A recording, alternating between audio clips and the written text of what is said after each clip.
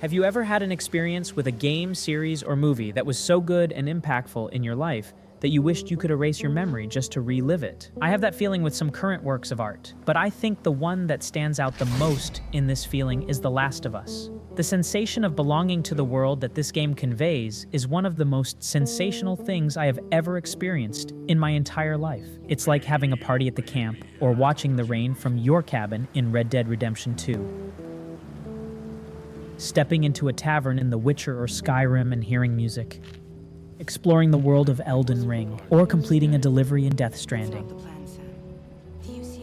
I'm sure my experience with the game was much better than many players. At the time, I only had a PlayStation 2 and an Xbox 360, so I didn't have access to The Last of Us. I played GTA 5, San Andreas, Metal Gear Solid 1, Rayman, and all the games you surely already know from these beloved consoles. My first contact with The Last of Us was because of my brother. One day he brought his video game for me to play, a PlayStation 3, so then I was able to play The Last of Us, and I can say with all certainty, that game marked my life.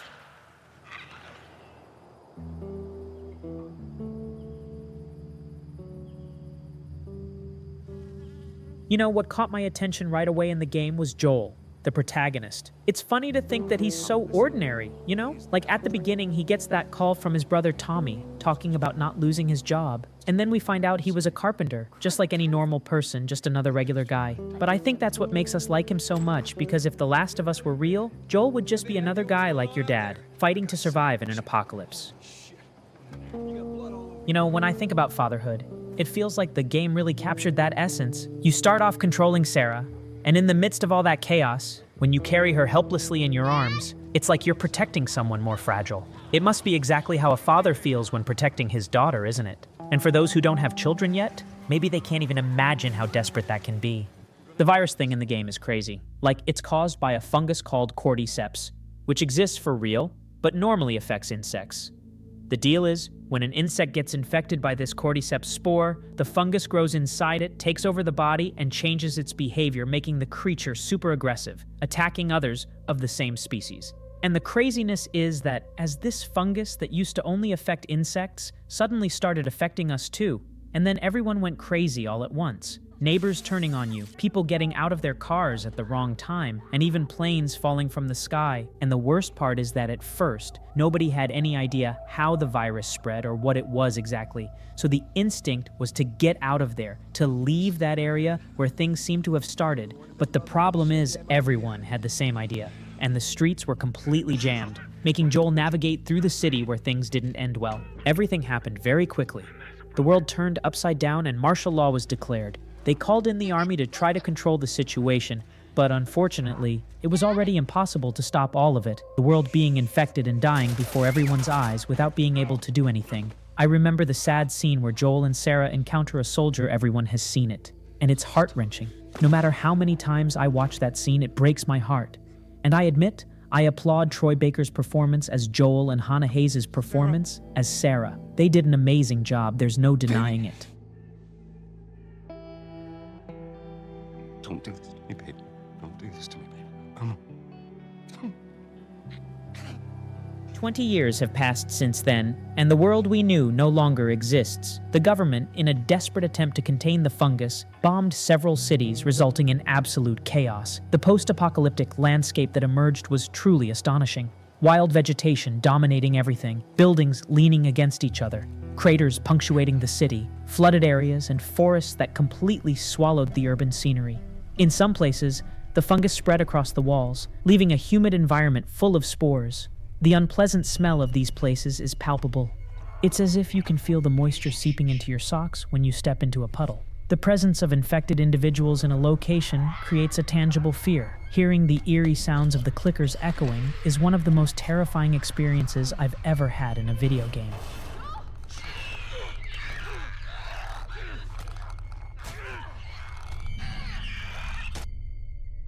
And Joel changed completely to survive. Despite everyone liking him, he became utterly ruthless. But I can understand that he's just another one trying to survive in this world.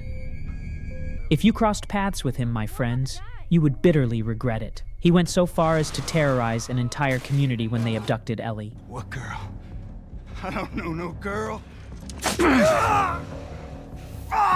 Focus right here, right here. He said that the others had been slaughtered by a crazy man. And get this, he's a crazy man traveling with a little girl. No, wait! You see? Joel is now living in a quarantine zone, basically a place controlled by the military, surrounded by high walls to keep the infected out. No one can enter or leave, and living conditions are terrible, with scarce food. If anyone is caught trying to leave, they are arrested. And if they are infected with the fungus, they are publicly executed.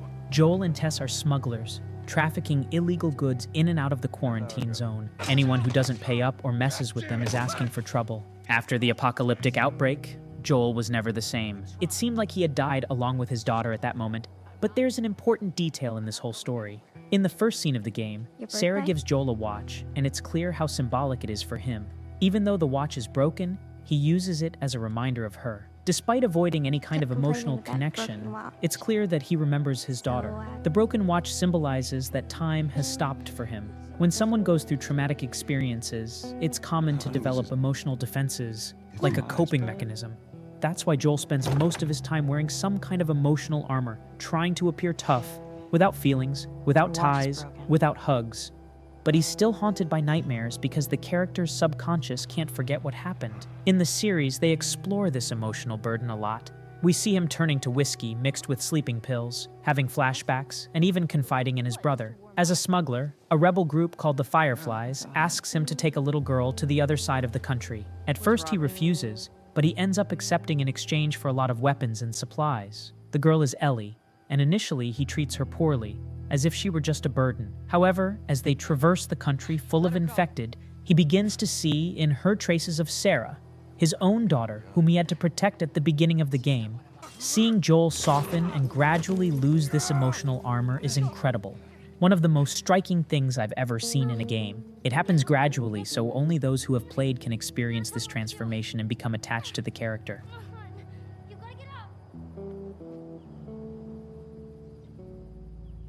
So, this isn't just another zombie game out there. The developers managed to create an incredibly vast and realistic universe around the fungal infection. In the early stages of the infection, we can hear the infected moaning and screaming in agony, as if they were losing control completely.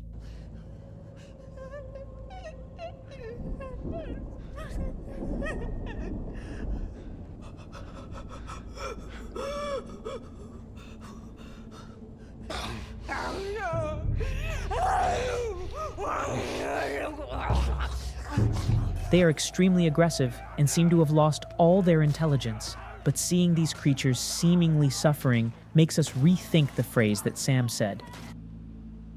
What if the people are still inside? What if they're trapped in there without any control of their body? Scared of that happening to me. This part of the game is very impactful because initially we distrust them. As is customary, nothing is reliable, but we end up becoming attached to them and realizing that they are also human. When Sam says this, already infected and just seeking some comfort with Ellie to die in peace, it's a very sad moment. Okay, easy. This is your fault. This is nobody's fault, Henry. It's all your fault! Henry! Henry, no! Oh my God.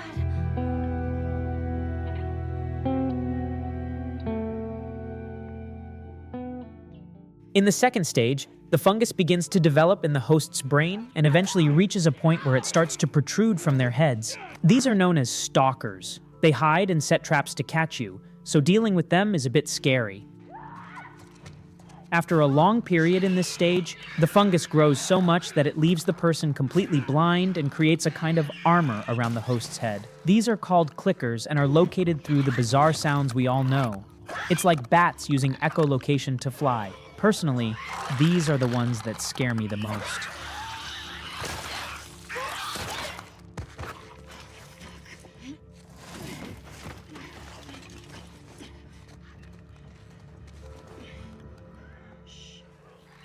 Then there are other stages that result from years and years of infection.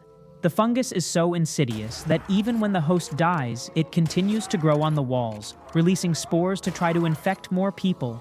There have been cases where it has contaminated entire buildings. It's truly something extremely bizarre. For some reason, in Ellie, this parasite underwent a mutation that made her immune. She was bitten, but she didn't get infected. According to the Fireflies, she would be the cure for humanity, and that's why they wanted Joel to take her so far to the Fireflies hospital, where they would develop a vaccine capable of curing and changing the course of human history. The thing is, by performing this surgery, she would die. So the decision was in his hands, to cure all of humanity or to save her. Joel became so attached to her that he preferred to cause a great commotion in the hospital, if you catch my drift, so that YouTube wouldn't demonetize the video. He chose to save Ellie instead of letting her die in the end. He even lied to her, saying that they didn't find the cure and that there were many others like her, denying the whole truth. It was a rather selfish decision on Joel's part, but I believe that at that moment, he realized how life was better without human interference. He didn't want to lose again what he valued most. He realized that no matter how clean the world was, there would always be great conflicts. Perhaps he acted as any father would in his place. If we observe the two characters develop in an inverse way, while Ellie was a sweet and playful girl at the beginning, Joel was a tough man who softened over time. This is clear in his home, where now he has his own hobbies, like having his coffee and playing the guitar. While Ellie becomes increasingly darker over time, to the point of not forgiving Joel in life when she discovers the truth upon seeing the recordings in the hospital. He confesses the lie to her, admitting that she could have been the cure for humanity, but he chose to save her. In The Last of Us 2, Joel ends up dying in front of Ellie, and she finally realizes that he was the only one who truly cared for her, without the intention of using her as a means to make a vaccine. When Ellie realizes this, she becomes deeply disturbed and develops severe post-traumatic stress, reaching the point of becoming obsessed with revenge. She is determined to kill Abby, the one responsible for Joel's death. The second game doesn't have the same lightness as the first. It's dark, distressing. There were even people who stopped playing because they couldn't bear it. It was as if they were really in Ellie's shoes, consumed by an insane quest for vengeance. However, I started to hate her in the game, a character I loved in the first one. I lost my fondness for her. Despite her reasons, the way she treats Joel is hard to accept. Just what this town needs. Another loudmouth dyke. The fuck did you just say? Ellie, Hey! Ellie, don't. Get the hell out of here. Get your hands off me. Hey! Enough. Come on, Ian, let's go for a walk. What about them? You worry about yourself. Let's get you some fresh air. You all right, kiddo? What is wrong with you? He had no right. And you do? I don't need your fucking help, Joel.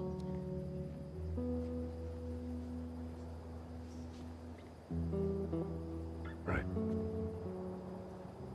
Seeing someone you love die and not being able to do anything, and then playing as the person who killed him, is a brutal experience. And all of this seems even stranger because Joel was an extremely cold, serious, and cunning man, someone who knew how to survive in the world they lived in. He didn't trust anyone except Ellie, whom he only gave a gun to long after he met her. And then he dies suddenly, without a clear explanation, which seems to completely contradict his personality.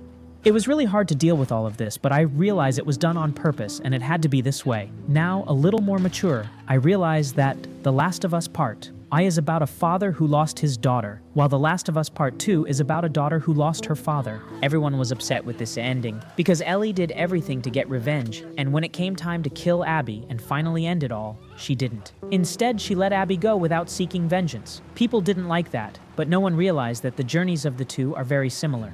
Joel also killed Abby's father in the hospital. The man who was going to perform the surgery on Ellie was Abby's father. And thanks to Joel, the world was still in chaos. Killing Abby would also make the boy on the boat go through the same pain she went through, ensuring that the cycle of revenge never ends. The boy Abby began to care for as a son would also come after Ellie and feel the same pain she felt. So the characters are almost identical. That's why their names are similar, Ellie and Abby. I think only now most people are realizing that there are no heroes here. Ellie and Abby are the same thing, which shows us that we defend what is close to us.